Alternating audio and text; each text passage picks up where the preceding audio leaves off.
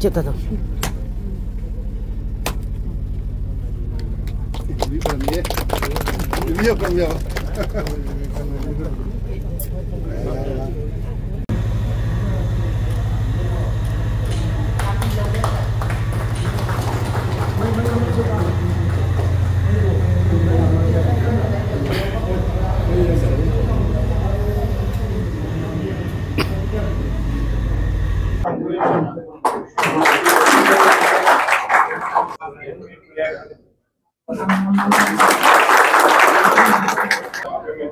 Thank you, sir. Yes, Sujana Singh.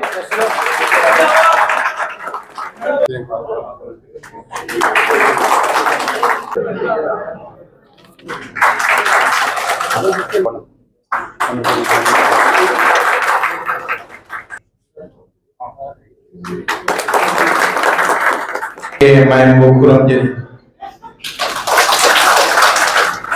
আমি শিলান্যাস অনুষ্ঠানে আমরা এসেছিলাম।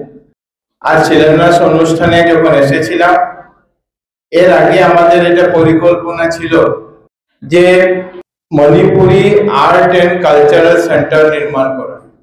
আমি একটু আগে সানাহালদাকে বলেছি যে এটা তো Manipuri art and cultural centre হয়নি, এটা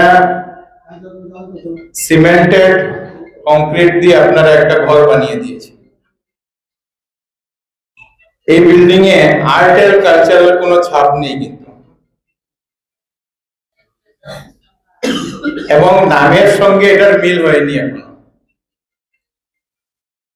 এই জন্য এটাকে একটা পূর্ণাঙ্গ রূপ আপনাদেরকে দিতে হবে, যাতে আমি সানাহাল আমাকে বলেছেন যে না একটু মানুষ থাকা ওখার ব্যবস্থা একটা কমার্শিয়ালি হয়ে গেছে,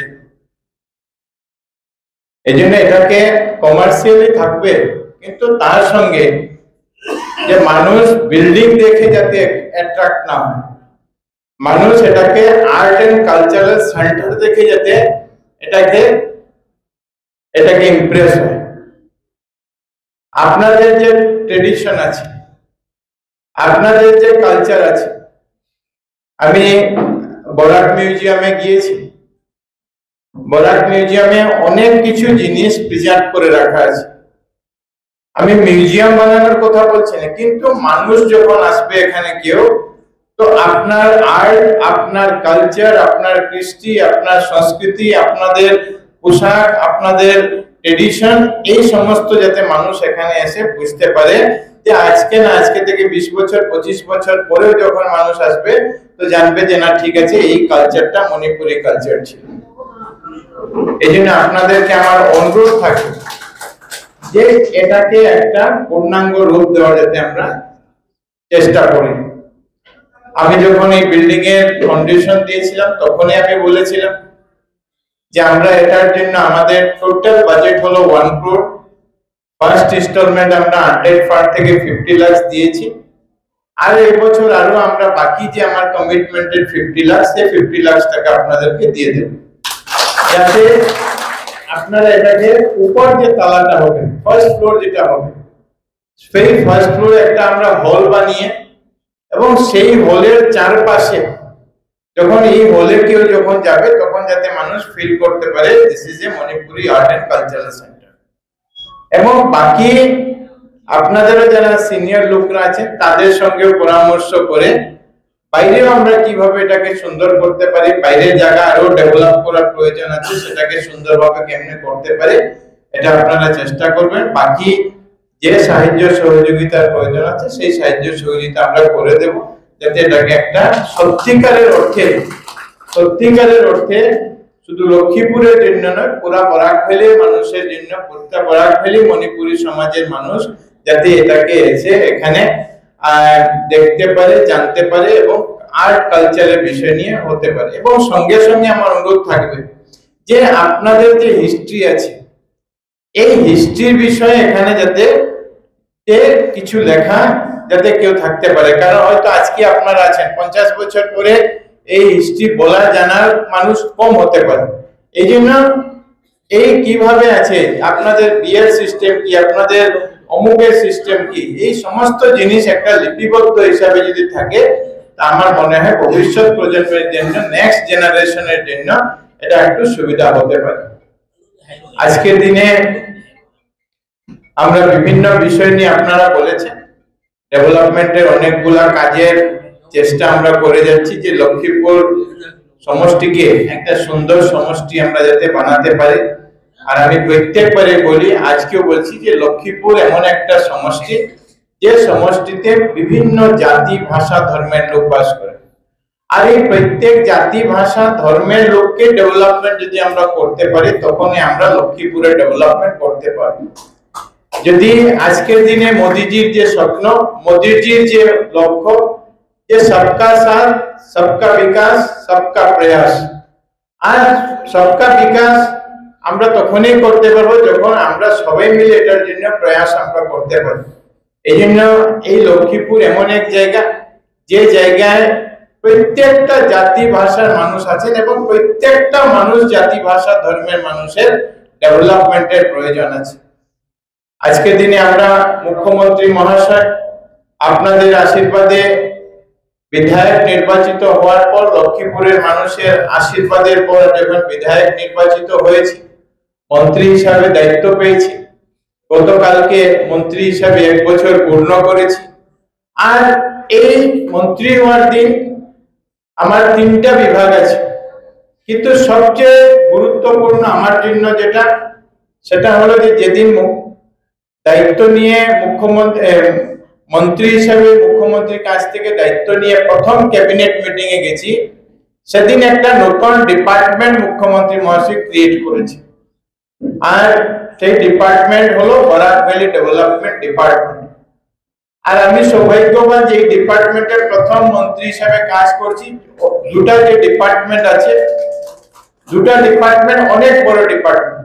একটা ডিপার্টমেন্ট আপনারা জানেন মাইন্স এন্ড মিনারেল, যে ডিপার্টমেন্ট আসামকে সেকেন্ড হাইয়েস্ট রেভিনিউ আমরা গত বছর আমরা দিতে পেরেছি, অলমোস্ট প্রায় 4000 crore রেভিনিউ এই গভর্নমেন্ট আমরা এই ডিপার্টমেন্ট থেকে দিতে পেরেছি। Second department food public distribution and consumer affairs, যে ডিপার্টমেন্টে আমরা প্রত্যেক মাসে 2,45,00,000 আসামের মানুষকে বিনামূল্যে 5 কেজি করে চাল দিই। আর আজকের দিনে প্রত্যেক মানুষকে আবার লবণ, চিনি, ডাল দেওয়ার কাজ চলছে। কিন্তু এই দুটা ডিপার্টমেন্টের সঙ্গে আমাকে কাজ করতে যেটা সবচেয়ে বেশি ভালো লাগে বা এই দায়িত্ব পাওয়ার জন্য আমি অত্যন্ত আনন্দিত, সেটা হলো বরাক ভ্যালি ডেভেলপমেন্ট ডিপার্টমেন্ট। কারণ এই ডিপার্টমেন্টের মাধ্যমে বরাক ভ্যালির ডেভেলপমেন্ট করার একটা বড় সুযোগ মাননীয় মুখ্যমন্ত্রী মহাশয় দিয়েছে। এবং মুখ্যমন্ত্রী মহাশয় দায়িত্ব দিয়ে বলেছে যে এই ডিপার্টমেন্টের কাজ হলো যে প্রত্যেকটা ডিপার্টমেন্টের সঙ্গে কোঅর্ডিনেশন করে, প্রত্যেকটা ডিপার্টমেন্টের সঙ্গে যোগাযোগ করে যাতে আমরা বরাক ভ্যালি ডেভেলপমেন্টের কাজগুলো আমরা করতে পারি। আমরা অনেক দিন থেকে শুনেছি যে বরাক উপত্যকায় সেক্রেটারিয়েটের মিনি সেক্রেটারিয়েট নাম শুনেছেন আপনারা। আর আজকের দিনে আমরা আপনাদেরকে বলতে পারি যে এই মিনি সেক্রেটারিয়েটের নাম পরিবর্তন করা হয়েছে। যেটা নাম ছিল বরাক ভ্যালি মিনি সেক্রেটারিয়েট, সেটার নাম এখন পরিবর্তন করে নাম দেওয়া হয়েছে বরাক ভ্যালি সেক্রেটারিয়েট। মিনি শব্দকে প্রত্যাহার করে দিয়েছে বরাক ভ্যালি সেক্রেটারিয়েট। এবং এবছর আমার পরিকল্পনা আছে যে জানুয়ারি মাসে বরাক ভ্যালি সেক্রেটারিয়েটের ইনোগ্রেট করে, বিল্ডিং ইনোগ্রেট করে সেখানে আমরা যাতে ফাংশনিং আরম্ভ আমরা করতে পারি। এই জন্য দিন রাত একভাবে কাজ সেখানে চলছে যে এই কাজকে যাতে আমরা শুরু করতে পারি। এবং সেই কার্যালয়ে আপনাদের কাছে আমি বলতে চাই যে যেভাবে ডিব্রুগড়ের মুখ্যমন্ত্রী একটা সচিবালয় হয়েছে, মুখ্যমন্ত্রী সেখানে গিয়ে বসেন, ঠিক এখানেও এই বরাক ভ্যালি সেক্রেটারিয়েটেও মাননীয় মুখ্যমন্ত্রী মহাশয়ের অফিসে এখানে করা হয়েছে, চিফ সেক্রেটারির অফিসের ব্যবস্থা করা হয়েছে, যাতে যখনই মুখ্যমন্ত্রী মহাশয় আসেন সেই কার্যালয়ে বসে যাতে বরাক ভ্যালি ডেভেলপমেন্টের জন্য কাজ করতে পারে এবং সঙ্গে সঙ্গে সেখান থেকে আসামকে যাতে উনি মেসেজ দিতে পারে সেই ব্যবস্থা করা হয়েছে। এই জন্য এই ডিপার্টমেন্টের মাধ্যমে আমরা টার্গেট করেছি এই অসমাপ্ত কাজ, পেন্ডিং কাজগুলোকে যাতে আমরা ফার্স্ট থেকে কমপ্লিট করতে পারি। গতকালকে আমি গুয়াহাটি গিয়েছিলাম, গতকালকে প্রায় 4:30টার সময় গুয়াহাটিতে গিয়ে পৌঁছি মুখ্যমন্ত্রী মহাশয়ের সঙ্গে। 6টার সময় ক্যাবিনেট ছিল। আজকে ক্যাবিনেট শেষ করে রাত্রে 2টার সময় আমি হাফলং এসে পৌঁছেছি, কারণ সকালে ফ্লাইট ক্যান্সেল হয়েছে, আজকে 10টার সময় আবার ফ্লাইট আছে। এই জন্য আমি রবীন্দ্রদাকে জিজ্ঞাসা করেছি যে মিটিং কটায়, উনি বলেছেন না 10টায়। এই জন্য 11টা ফ্লাইটে আসলে হবে না, এই জন্য রাত্রে 2টায় আমি হাফলং পৌঁছেছি এবং হাফলং থেকে আপনাদের এখানে সকালবেলা রওনা হয়েছে। এবং আসার সময় আমি বরাক ভ্যালি ডিপার্টমেন্টের তরফ থেকে আমরা একটা রাস্তার কাজের রিভিউ একটু করে আসলাম, সেটা হলো ইস্ট ওয়েস্ট করিডোর। আপনারা জানেন যে এখন আমি প্রত্যেক সপ্তাহ 10 দিনে একবার হাফলং আমি যাচ্ছি, যাতে এই রাস্তাকে যাতে আমরা সম্পূর্ণ আমরা করতে পারি। আর আমাদের লক্ষ্য যে জানুয়ারি মাসের মধ্যে এই রাস্তাকে যাতে আমরা জনসাধারণের জন্য আমরা ট্রাফিককে খুলে দিতে পারি, সেই একটা চেষ্টা চলছে।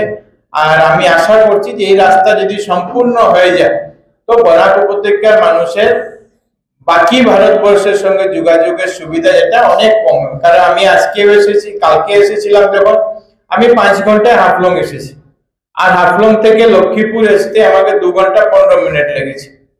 তো এই কম সময়ের মধ্যে আগে এখান থেকে হাফলং যেতে আমাদেরকে প্রায় 4 ঘন্টা সময় লেগেছে, 4-4.5 ঘন্টা সময় লেগেছে।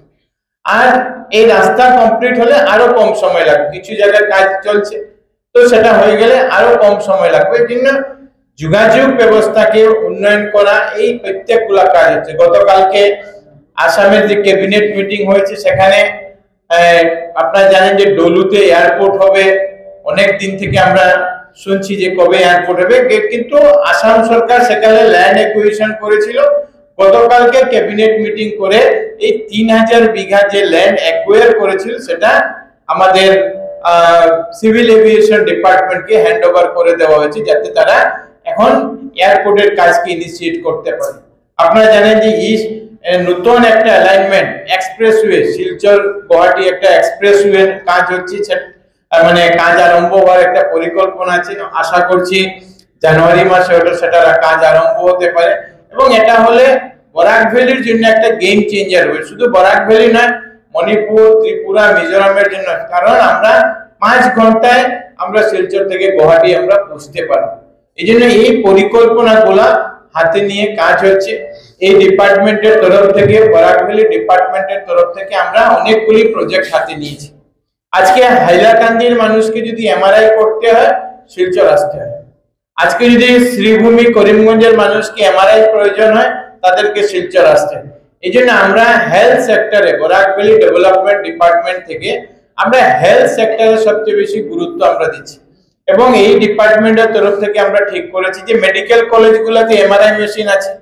আমরা শিলচর, হাইলাকান্দি এবং শ্রীভূমি 3 জেলায় যেটা আমাদের সিভিল হসপিটাল আছে, এই সিভিল হসপিটালগুলিতে এমআরআই মেশিন বসানোর আমরা পরিকল্পনা নিয়েছি, যাতে আমরা এমআরআই মেশিনের মাধ্যমে আমরা মানুষের চিকিৎসা আমরা করতে পারি। লিনেক মেশিন, আপনারা জানেন যে বরাক ভ্যালিতে একটু ক্যান্সারের রোগীর সংখ্যা দিনকে দিন বাড়তে যায়, অনেক লোক বাইরে গিয়ে ট্রিটমেন্ট করতে পারে না। এই জন্য কাছাড় ক্যান্সার হসপিটালে আমরা একটা পরিকল্পনা করছি যে কাছাড় ক্যান্সার হসপিটালে একটা আরো লিনেক মেশিন আমরা যাতে নির্মাণ করে দিতে পারি। একটা মেশিনের দামে প্রায় 20 কোটি টাকা। তো এই মেশিন যদি করে দেয়, এখানকার যারা ট্রিটমেন্টের জন্য আসে এই হসপিটাল গুলাতে করা, তাদের অন্তত বাইরে না গিয়ে এখানে লিনেক মেশিনের মাধ্যমে ট্রিটমেন্ট গুলা করানো সম্ভব হতে পারে। এই জন্য অনেকগুলি প্রকল্প আমরা নিয়েছি। আপনারা শুনেছেন একটু আগে যে মণিপুরি আপনাদের যে হোস্টেল, এই হোস্টেলের জন্য ডিপার্টমেন্ট থেকে আমরা 1.5 কোটি টাকা দিয়েছি। এবার বরাক ভ্যালিতে বিভিন্ন জায়গাতে যারা বিষ্ণুপ্রিয়া মণিপুরের লোকরা আছেন, মাইতেই মণিপুরের লোকরা আছেন, প্রত্যেক জায়গাতে আপনাদের মণ্ডপ আছে। এই জন্য কিছু কিছু মণ্ডপকে ডেভেলপ যাতে আমরা করতে পারি, নতুন ভাবে তৈরি করতে পারি। এই জন্য এবার বরাক ভ্যালির সব বিধানসভাতে মিলিয়ে বিষ্ণুপ্রিয়া এবং মাইতে মিলিয়ে প্রায় আমরা 35টি মণ্ডপ নির্মাণ করার একটা পরিকল্পনা আমরা নিচ্ছি। এক একটা মণ্ডপে প্রায় 30 লক্ষ টাকা করে খরচ করা হবে, যাতে একটা মডার্ন মণ্ডপ যেগুলোতে আমরা আরম্ভ করতে পারি। এইভাবে প্রত্যেকটা কাজ আমরা হাতে নিয়েছি, যাতে যার মাধ্যমে আমরা ডেভেলপমেন্টের কাজগুলো আমরা করতে পারি। তো আপনাদেরকে আমার অনুরোধ থাকবে যে এই আর্ট এন্ড কালচারাল সেন্টারের মাধ্যমে যাতে আমরা আমাদের আর্ট এবং কালচারকে এগিয়ে নিয়ে যেতে পারি, আর আমরা সবাই মিলে প্রত্যেক সমাজের মানুষকে আমরা চেষ্টা করছি যে তাদের প্রত্যেকের ডেভেলপমেন্ট যাতে আমরা করতে পারি। কিন্তু প্রত্যেকের ডিমান্ড অনেক বেশি হাই থাকে। কেউ হয়তো আমরা যেটা রিয়েলিটি থেকে আমরা অনেক বেশি চাই, কারণ আমরা এই কনসেপ্টে থাকি যে স্কাই ইজ দ্য লিমিট। তো আমরা তো স্কাই ইজ দ্য লিমিটে যেতে পারবো না, একটা লিমিটেশনের মাধ্যমে যাতে সম উন্নয়ন, সম বিকাশ, ইকুয়াল ডেভেলপমেন্ট যাতে আমরা করতে পারি। আর আপনাদের সাহায্য সহযোগিতা বিগত দিনেও পেয়েছি, আগামী দিনেও আপনাদের সবার সাহায্য সহযোগিতা আশীর্বাদ চাই, যাতে একসঙ্গে আমরা এই লক্ষ্মীপুরকে একটা উন্নত লক্ষ্মীপুর, বিকশিত লক্ষ্মীপুর, শাইনিং লক্ষ্মীপুর আমরা যাতে নিয়ে যেতে পারি। এবং আমি আশা করি যেভাবে আমাদের শিলচর জিরিবাম 4 লেনিং এর কাজ চলছে, আমাদের এখানে হসপিটালের কাজ, আমাদের এখানে একটা ডিগ্রি কলেজ, একটা ল কলেজ, সিভিল, আমাদের ডিস্ট্রিক্ট অফিসের কাজ, এই প্রত্যেকগুলা কাজ যদি হয়ে যায়, আমরা আশা করি যে আমরা খুব তাড়াতাড়ি এলাকাকে আমরা এগিয়ে নিয়ে যেতে পারবো। যারা আমরা এবার নতুন একটা আরো কাজ হাতে দিচ্ছি, সেই কাজটা হলো যে মাল্টি কেয়ার ভেটেরিনারি হসপিটাল। আমাদের এখানে ভেটেরিনারির দিকে আমরা একটু পিছিয়ে আছি, ভেটেরিনারি ট্রিটমেন্টের জন্য মাল্টি কেয়ার ভেটেরিনারি হসপিটাল আমরা এবার একটা তৈরি করার পরিকল্পনা নিয়েছি। ইতিমধ্যে কয়লাপুরে করার জন্য আমরা এটার পরিকল্পনা ইতিমধ্যে আমরা করেছি, যাতে সেখানে আমরা করতে পারি। এবং আমরা জানি যেখানে প্যাট অ্যানিমেল যেগুলি আছে তাদের এইগুলার ট্রিটমেন্ট এগুলার মাধ্যমে আমরা করাতে পারবো। আরো নতুন আপনাদের এই সামনে কিছু দূর আগে আমরা নতুন ফায়ার স্টেশনের জন্য জায়গাও চিহ্নিত করা হয়েছে, সেখানেও একটা নতুন ফায়ার স্টেশন আমি আশা করছি খুব তাড়াতাড়ির মধ্যে আমরা শুরু করতে পারবো। তো সবাই মিলে একসঙ্গে কাজ করতে পারি, কথা বলে সবার প্রতি আমার শ্রদ্ধা জানিয়ে, নমস্কার জানিয়ে আমার বক্তব্য এখানে শেষ করছি। সবাইকে নমস্কার, ভারত মাতা কি জয়।